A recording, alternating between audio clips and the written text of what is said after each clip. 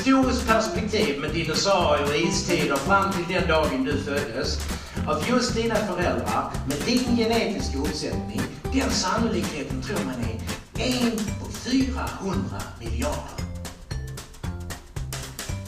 Fattar du hur nära det är ett uggleblock? Och så går folk omkring och tror att de är ett misstag.